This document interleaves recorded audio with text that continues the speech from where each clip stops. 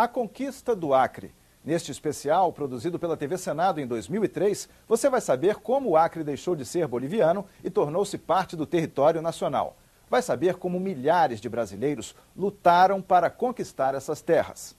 E vai descobrir o que o Brasil deu à Bolívia em troca do Acre. À época, o governo brasileiro comprometeu-se com a construção de uma ferrovia e pagou 2 milhões de libras esterlinas ao governo boliviano. Aplicado em títulos do governo britânico nos últimos 103 anos, isto corresponderia hoje a cerca de 290 milhões de libras, ou 550 milhões de dólares. O Acre é um karma, é um estado kármico, é um estado em que não se nasce à toa e ninguém vem para cá à toa. O Acre para mim é tudo, Chapuri para mim é tudo. O pessoal daqui é muito comunicativo. Você se dá bem com todo mundo. O sentimento de ser acreano para mim é um sentimento de amor, de emoção e de orgulho. Estou bem perto do paraíso, se não já estou nele, né? O Acre para mim é o paraíso.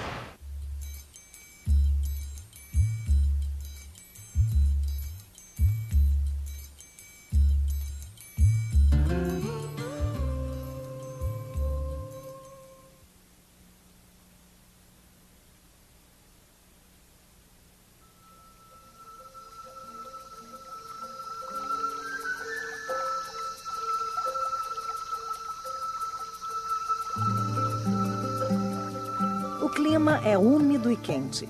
Encravado no extremo oeste brasileiro, o estado do Acre ocupa uma área de 153 mil quilômetros quadrados. Um misto de pequenas cidades e a mata amazônica. Ao todo, são 22 municípios.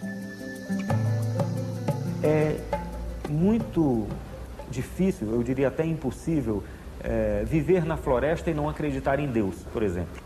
Por quê? Porque na floresta não tem médico. Se Deus quiser, você vive. Se Ele não quiser, você morre. A força divina da natureza edita as normas desta pequena porção de terra brasileira. Os rios são as veias que irrigam a economia e a vida diária desse povo. Sem esse rio, se morreria a míngua por aqui. Rio que passa assim tão manso e lento, correndo águas fundas e barrentas. A que destino vais com qualquer vento? Que porto buscas ou que mar intentas? Rio que hoje assim faz a corredeira, em direção veloz à ribanceira, navega em teus balseiros, passageira. O acreano é uma mistura bem temperada do sangue indígena com a força dos nordestinos e uma pitada de várias outras etnias. Uma gente que lutou com as próprias mãos para conquistar a terra onde vive hoje. No início do século XX, este lugar figurou na história como o maior produtor de borracha do planeta. O ouro negro enfeitiçava. Não se via capim, só via aquele ouro negro da Amazônia. Borracha, borracha, borracha, muitas e muitas. O Acre foi a última área territorial a ser anexada ao Brasil. Apenas em 1903, nosso mapa seria desenhado da forma como o conhecemos hoje. E essa conquista não foi fácil. Se deu com o derramamento de sangue de brasileiros e bolivianos. Uma história que poucos conhecem, mas que enche de orgulho o povo acreano. A identidade acreana, ela está profundamente ligada a este mito de origem que é a Revolução, que é a ânsia de um pertencimento a uma pátria.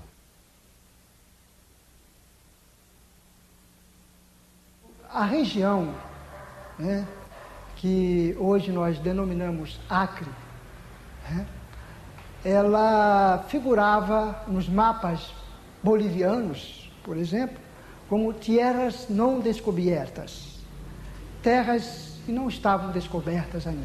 Aqui, quem habitava, naturalmente, eram as diversas comunidades indígenas. As primeiras expedições foram em 1850, a expedição do Manuel Urbano da Encarnação no Rio Purus e a expedição do João da Cunha Correia no Rio Juruá. É natural, a Terra ainda é misteriosa, o seu espaço é como o espaço de Milton, esconde-se em si mesmo. O mistério das chamadas terras não descobertas foi sendo decifrado passo a passo pela chegada dos nordestinos. Essa ocupação foi favorecida, em grande parte também, pelas grandes secas que vinham afligindo o Nordeste brasileiro, especialmente a seca de 1877 e 1878, que expulsou praticamente milhares de trabalhadores do campo, já que não tinham do que viver. Então esse povoamento, no início, era a partir desses retirantes nordestinos que não tinham alternativas de vida no Nordeste e que eram trazidos para a Amazônia para facilitar a exploração do ouro negro. O ouro negro era a borracha, um produto que despontava como ícone da Revolução Industrial, mas que, por ironia, estava concentrado nas entranhas da floresta amazônica. O látex que escorria da seringueira era a matéria-prima da modernidade. À medida em que a borracha atingia cotações altas nas praças de Belém e de Manaus, e internacionalmente. Então, era interessante explorar a borracha. Essa expansão da exploração da borracha vai alcançar a região do Acre a partir de 1880. Em 1880, os primeiros povoadores ultrapassam a linha divisória imaginária entre Brasil e Bolívia e começam a exploração dessa região. Em 2 ou 3 anos, todos os rios acreanos já estavam ocupados. Então, entre 1880 e 1883, o Acre já estava povoado por brasileiros. Foi assim que teve início a colonização definitiva daquele pedaço de chão. Os seringais começam a se organizar e a estrutura social toma forma. O seringalista era o dono do seringal. Formava um verdadeiro povoado. Alguns seringais eram grandes, tinha muita gente, tinha uma povoação.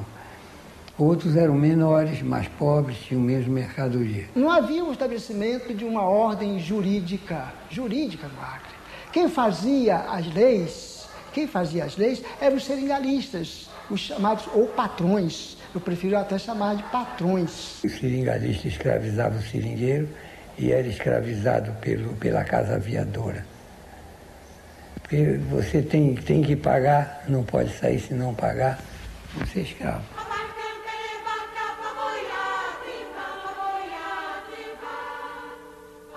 Nesses primeiros tempos, não havia a presença da mulher. Uma sociedade fundamentalmente patriarcal, masculina e machista. A mulher era disputada à tapa. Só que as mulheres também vieram para a região. Elas também adentraram os seringais, também produziram, constituíram famílias, acompanhavam seus maridos no corte de seringa. Desde os primeiros tempos que elas estão aqui.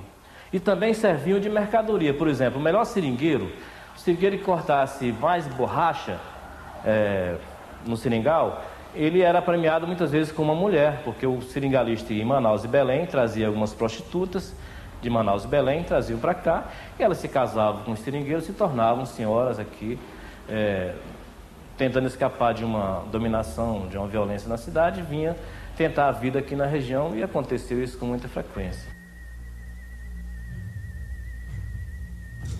A violência não foi apenas contra a mulher. A ânsia pelo ouro negro provocou também uma reviravolta na vida dos primeiros habitantes da selva. A gente era considerado a nada. Se morre todo dia uma pessoa, por mais que tem milhões de pessoas, mas se morre todo dia e ainda ajuda a matar, com certeza se acaba. O índio está certo, foi um massacre. A discriminação era autoritária e cruel.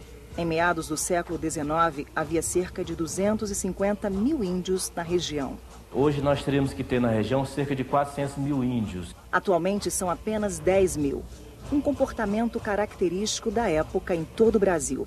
Um genocídio histórico. Os índios da Amazônia eles estão aqui na região há mais de 30 mil anos. Os portugueses não ocuparam a Amazônia, nem colonizaram, eles destruíram a Amazônia. Eles cometeram um genocídio contra as populações indígenas. Eu acho que o mesmo número, a mesma quantidade de seringa e do caucho que saiu da Amazônia, a mesma quantidade de sangue derramada dos corpos indígenas mortos por seringueiros e seringalistas na região. Uma colonização à gandaia. Foi assim que Euclides da Cunha resumiu a ocupação do Acre na segunda metade do século XIX. Não havia uma organização política. Era um pedaço de terra sem lei que pertencia de direito à Bolívia, mas que na prática estava nas mãos de brasileiros. A partir do momento em que seringalistas ou patrões percebem que sem a ordem, a institucionalização da ordem jurídico-política na região seria mais difícil a acumulação, eles vão desejar a ordem. Então, assim é que nós tivemos, principalmente, 4 momentos, né, da chamada Revolução Acreana.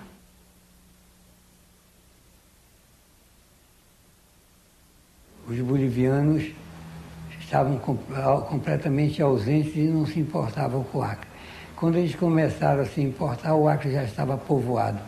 Já tinha mais de 15 mil pessoas vivendo no Acre. As primeiras expedições bolivianas para a região do Acre visavam buscar uma forma de escoar essa produção boliviana para o Oceano Atlântico. Mas quando eles fazem essas expedições, que é muito tardio, ou seja, a partir de 1895, o Acre já estava totalmente ocupado por brasileiros. Então, quando eles conseguem chegar nessa região, eles não encontram mais uma região despovoada, eles encontram uma região intensamente povoada por brasileiros, mas uma região que lhes pertencia por força dos tratados internacionais. O governo brasileiro reconhecia oficialmente a posse da Bolívia. Em 1898, a expedição chefiada pelo general Taumaturgo de Azevedo constatou: os brasileiros que já moravam na região seriam prejudicados, e alertou o governo, mas não adiantou. As autoridades confirmaram a posse da Bolívia. Taumaturgo de Azevedo denunciou o fato à imprensa sem muito impacto. Mesmo assim, inicia-se uma disputa acirrada pela terra.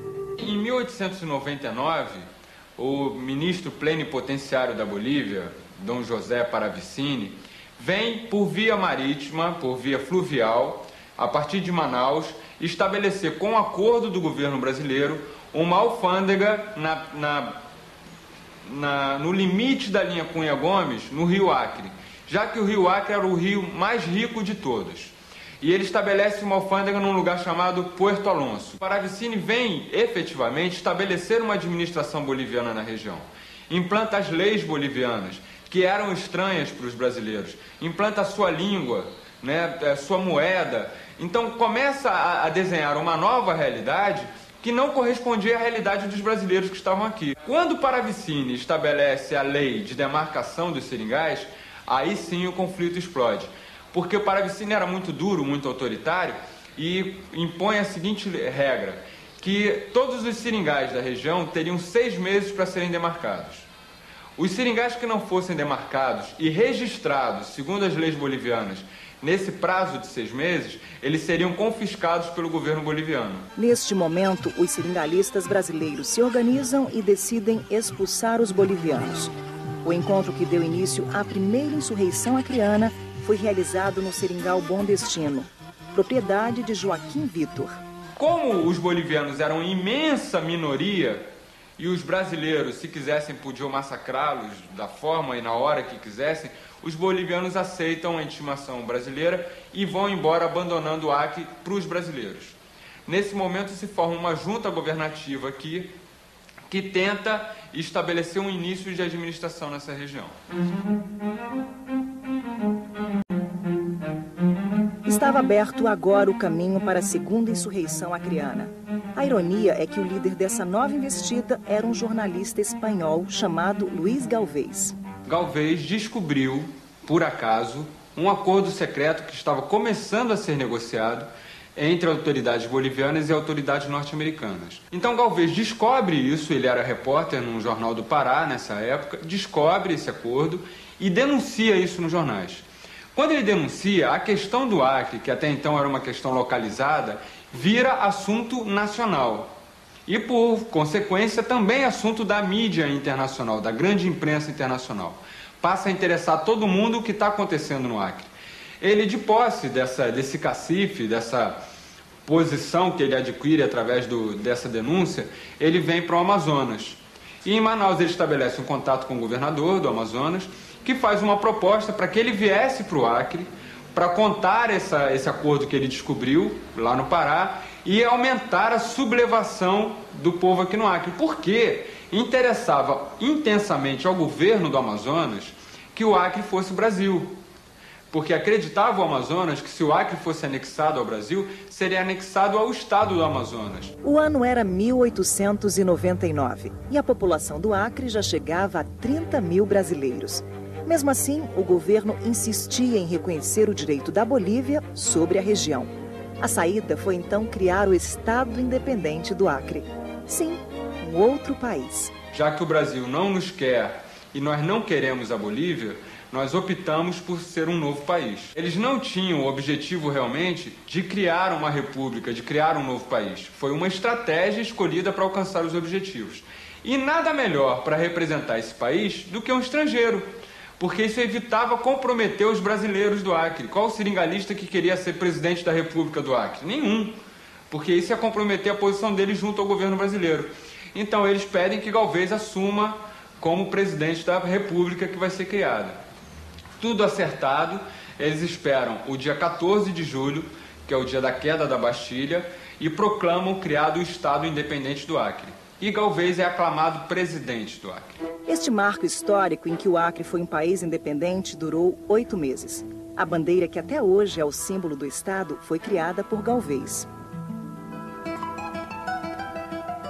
Em fevereiro de 1900, chega aqui uma esquadra da Marinha Brasileira para prender o Galvez e devolver o Acre para a Bolívia. E a Marinha pega e leva ele embora para Recife, preso, e o governo brasileiro devolve o Acre para a Bolívia. E não só devolve o Acre para a Bolívia, como ainda nomeia um cônsul brasileiro aqui no Acre, reconhecendo definitivamente que o Acre pertence à Bolívia.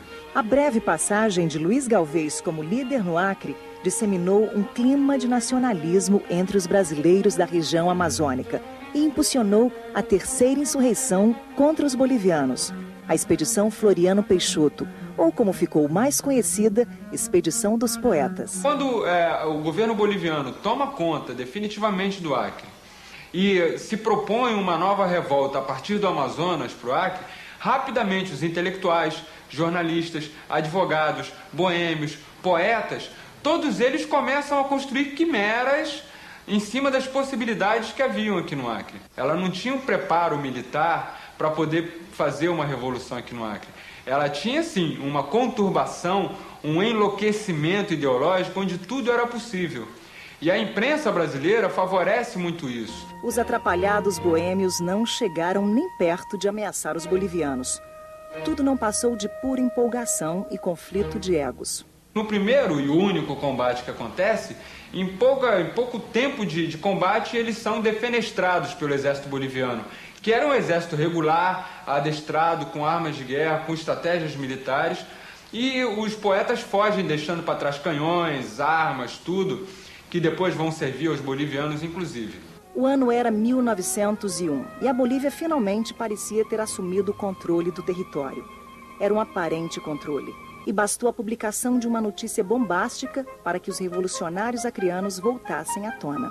Chega nesse momento, a imprensa internacional, especialmente aqui a região acreana, a notícia que o governo boliviano finalmente assume que existe um acordo sendo elaborado com capitalistas norte-americanos e ingleses que estão formando uma companhia comercial do mesmo modelo que foi implantado na África, que se chamou Bolivian Syndicate. Criavam um grupo de exploração muito grande dentro do Brasil, incrustado no Brasil. Tinham vários direitos que viriam hoje colocar a Amazônia mais ainda na mão do americano.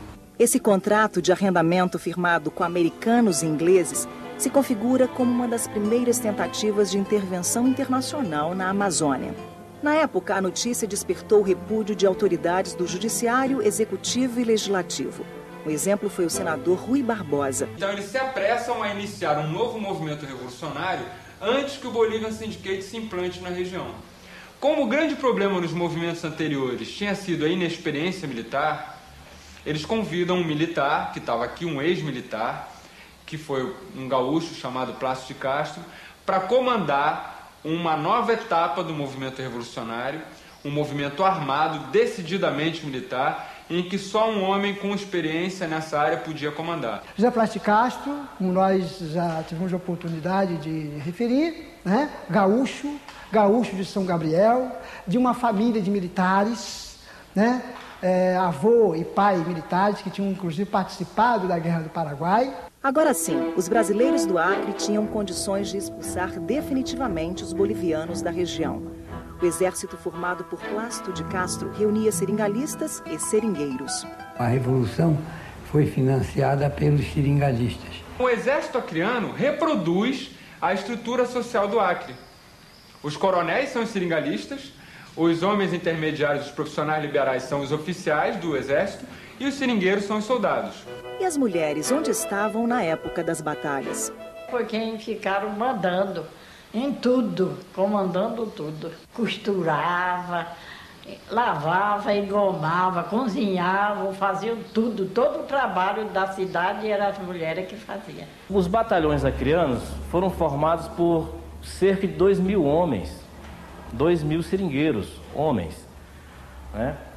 Essas colocações de seringa ficavam sem os seus homens. Essas mulheres tiveram que assumir essa produção de borracha nas suas colocações.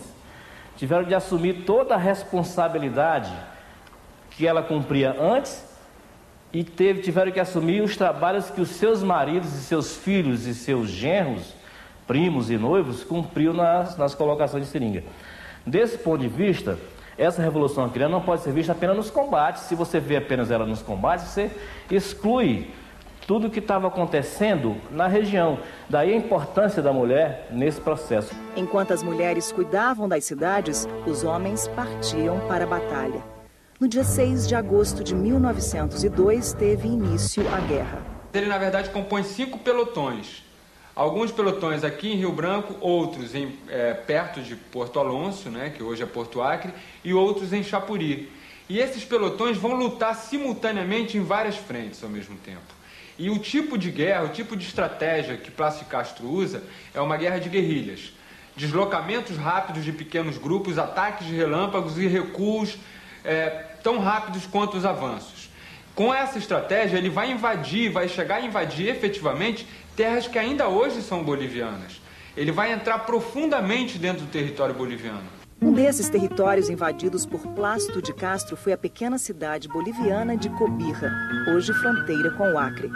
Aqui foi o palco do histórico combate do Igarapé, Bahia. No combate do Igarapé, Bahia, por exemplo, que foi a pior derrota brasileira, morreram mais de 150 brasileiros. Os bolivianos tomaram conta do acampamento brasileiro, cercaram os brasileiros e eles mandaram um pedido de reforço para Chapuri, mas antes da chegada dos reforços, os brasileiros foram exterminados. Os bolivianos tacaram fogo no barracão do seringal brasileiro e os brasileiros ficaram cercados entre o fogo do barracão e as balas dos bolivianos. Tiveram que sair aleatoriamente das trincheiras e, na medida em que eles saíram, eles eram fuzilados. Essa história os bolivianos conhecem bem. O pelotão que atacou as tropas brasileiras partiu da pequena cidade de Porvenir, distante 35 quilômetros de Cobija. Hoje a cidade não vive mais da borracha e a pequena população de 5.000 habitantes é formada por bolivianos e brasileiros. Na praça, os heróis resistem ao tempo e na escola, os professores bolivianos contam sua versão com orgulho.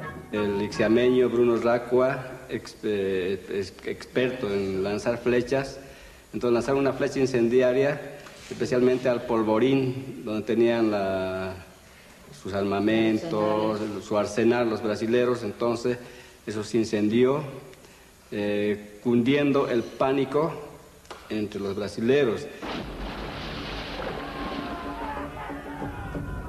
No combate seguinte, que foi a vingança brasileira contra os bolivianos, que foi o combate de Costa Rica, foi um massacre de bolivianos. Morreram mais de 100 bolivianos. Inclusive tem um artigo, uma série de artigos no jornal, que diz que após o combate, depois de terminado o combate do Costa Rica, os soldados brasileiros, os soldados acreanos, saíram no meio do campo de batalha procurando os oficiais que ainda estavam vivos e fuzilando esses oficiais. Entre agosto de 1902 e janeiro de 1903 foram dezenas de batalhas. A chamada Revolução Acreana começou na cidade de Chapuri e teve como palco da batalha final a cidade de Porto Acre, que para os bolivianos era Puerto Alonso. Na medida em que os acreanos tomaram inicialmente Chapuri e logo depois Rio Branco, eles cortaram a linha de abastecimento e de chegada de novas tropas ao Acre. Então os bolivianos que ficaram aquartelados em Porto Alonso, eles ficaram isolados de todo mundo. Eles não tinham como receber reforços, não tinham como receber alimentação, não tinham como receber munição e muito menos armamento. A estratégia do comandante Plácido de Castro deu certo. Diante da situação, os bolivianos não tinham como resistir. Foi até uma certa covardia o combate de Porto Acre, que foram 2.000 brasileiros contra 300 bolivianos. Com 10 dias de cerco dos brasileiros em relação aos bolivianos, os bolivianos se renderam. E não podia ser diferente. Então, no dia 24 de janeiro de 1903, depois de 10 dias de combate, as autoridades bolivianas situadas em Porto Alonso se renderam para as forças acreanas. Porto Alonso foi transformado em Porto Acre e Plácido de Castro novamente proclama o Estado independente do Acre. Uma coisa importante dizer, Plácido de Castro não tinha pretensões separatistas. Não era um separatista. Ele pretendia integrar tomar a Bolívia e integrar o Acre ao território nacional. As lembranças da Revolução ficaram guardadas. A professora Inês Ramos conta uma história pitoresca sobre uma das batalhas em Porto Acre. O mais violento e mais sangrento combate aqui, exatamente, que nesse pedaço de chão onde nós estamos agora, né? O boliviano subiu inteligente, com a inteligência dele subiu nessa árvore e começaram a guerrear os nossos brasileiros e mataram, e foi morto vários deles. Então, alguns brasileiros, quando perceberam que não sabia de onde é que vinha essa bala, só via gente caindo para um lado, caindo para outro, e aí não sabia de onde é que está vindo esse tiro, né? E depois que percebeu que tinha um boliviano lá, trepado nesta árvore, aí meteram fogo e finalmente mataram. Hoje, a professora de História sente orgulho por ter nascido no Brasil. Até porque, se não fosse a Revolução, esse território seria boliviano. Para mim é uma honra ser acreana, principalmente quando vencemos aí os bolivianos nessa guerra tão sangrenta. Outro ícone da Revolução Acreana é o Seringal Bom Destino, que abrigou várias reuniões de seringalistas. Muitos planos foram traçados aqui. Hoje o local se transformou em sítio histórico e pode ser visitado por qualquer pessoa. São 45 minutos de voadeira saindo de Porto Acre. Uma viagem agradável rumo ao passado. Tudo foi restaurado, mas ainda é possível encontrar os vestígios da Revolução. Neste barranco, por exemplo, há muitas garrafas enterradas. Basta um pouquinho de coragem para arrancar da areia um pedacinho da história. Aqui há também um antigo cemitério que, segundo seu Osmar, abriga os restos mortais de brasileiros e bolivianos. Por Deus, aqui já tem 98 anos aí, né? A gente nem existia, né? Também nem o pai da gente não existia, né? Sabe? Tem muita gente enterrada aí dentro mesmo. O Acre foi definitivamente anexado ao Brasil em 17 de novembro de 1903, com a assinatura do Tratado de Petrópolis, graças à habilidade de negociação do ministro das Relações Exteriores da época, o Barão do Rio Branco. O Barão do Rio Branco, muito inteligentemente, não aceita nenhuma interveniência de outros países e negocia diretamente um acordo com a Bolívia, propondo o seguinte: nós reconhecemos que o Acre é de vocês e nós compramos o Acre de vocês. E acerta com a Bolívia uma indenização de 2 milhões de libras esterlinas, que era uma indenização bastante razoável para a época. Aí entra em jogo uma nova questão. A região deveria se transformar num novo estado? Era o que os acreanos desejavam. Mas o governo brasileiro resolveu criar um sistema inédito no país. E o Acre se transformou no primeiro território federal. O sistema de territórios federais foi criado de encomenda para o Acre e, segundo ele, era o governo federal quem arrecadava os impostos da borracha. Com 4 anos, talvez 5 anos de arrecadação de impostos da borracha do Acre, o governo brasileiro conseguiu pagar todo o dinheiro que ele tinha investido no Acre, que ele tinha gasto com o Acre.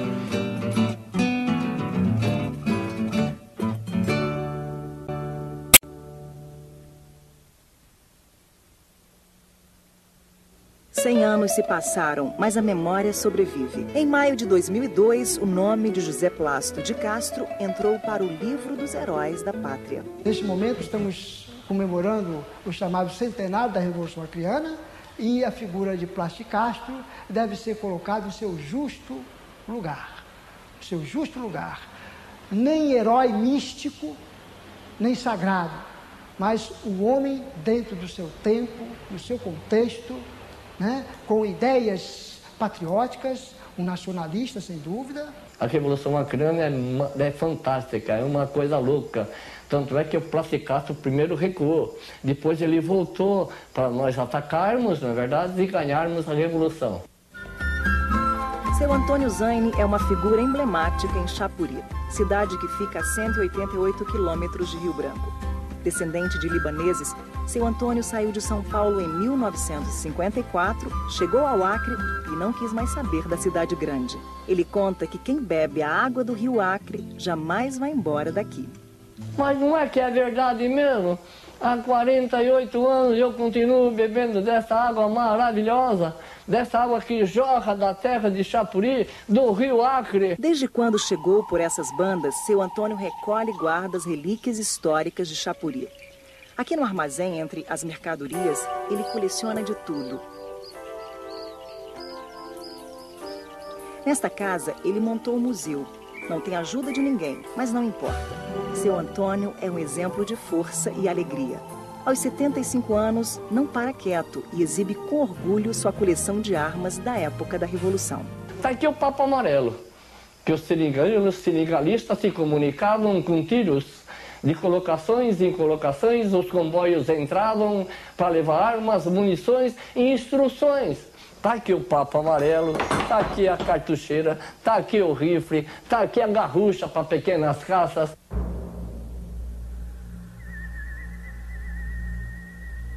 Mas nem todas as lembranças são boas. A história está sendo reescrita e não podemos mais olhar para trás e pensar em heróis isolados. As etnias indígenas do Acre lutam pela remarcação de suas terras e questionam o objetivo da chamada Revolução Acreana. A revolução maior não foi entre o brasileiro, o peruano, o boliviano. Eu acho que a revolução maior foi contra os povos indígenas. Apesar de todo o massacre histórico contra os índios, existe hoje uma consciência muito forte que combate o preconceito e busca restabelecer a vida na floresta. A gente começou a segurar, né? Eu acho que começamos a valorizar mais, né? Aquilo que era nosso, enquanto, na verdade, ninguém valorizava. Mas se nós mesmos não valorizasse, quem iria realmente valorizar? O que, na verdade, dificultava muito era a oportunidade de conhecer o nosso direito. Quando chegamos a essa oportunidade, começamos realmente a pisar mais firme, falar mais forte. E para nós, eu acho que falar mais forte é no sentido de entender aquilo que você quer defender. Esse entendimento transformou a vida das comunidades indígenas. Agora, elas resgatam a própria identidade. Hoje nós já temos os professores de alfabetização na própria língua, né, os agentes de saúde, e também a nossa política é voltada para isso, né, defender a nossa cultura, porque é a nossa identidade maior. Se a gente não tem isso, a gente não tem nada. Então, isso nós consideramos que está tendo agora um respeito, uma consideração de o povos indígenas ser o que eles são.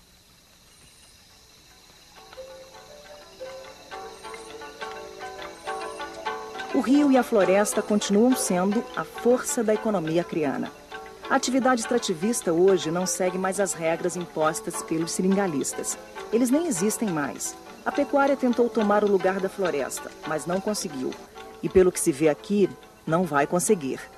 A mesma organização e consciência que os índios acreanos esbanjam podem ser encontradas nas cooperativas, que reúnem os seringueiros e castanheiros. Nós estamos numa política de parar de queimar, de fazer com que a floresta se mantenha virgem para toda a vida.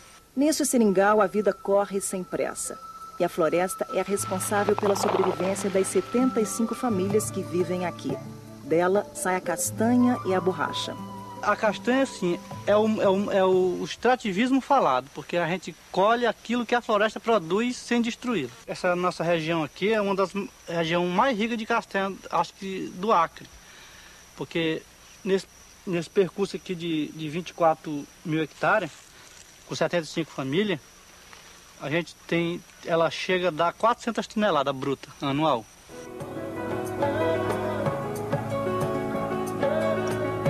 A febre do ouro negro passou, mas a seringueira continua jorrando leite que alimenta muitas famílias. Francisco Teixeira Mendes, conhecido como Tito, caminha pelas estradas de seringa desde os 6 anos. Para cortar a seringa precisa acabar ter saúde e força, porque senão não resolve a parada não. A gente passa 11 horas no mato, 11 horas, 10 horas, 11 horas no mato. Muito se ouve falar que hoje não há mais produção de borracha no Acre. Não é verdade. A produção diminuiu, mas existe. Nesta cooperativa em Chapuri, as máquinas não param.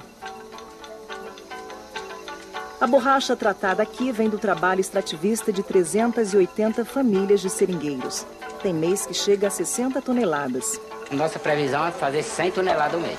E para onde vai toda essa borracha? Nós temos um contrato direto com a Pirelli. Até, graças a Deus, até hoje nunca saiu uma carrada de borracha nossa aqui e foi desclassificada lá. Porque nós temos muito cuidado. Isso aqui é para fazer solado de sapato e sandália.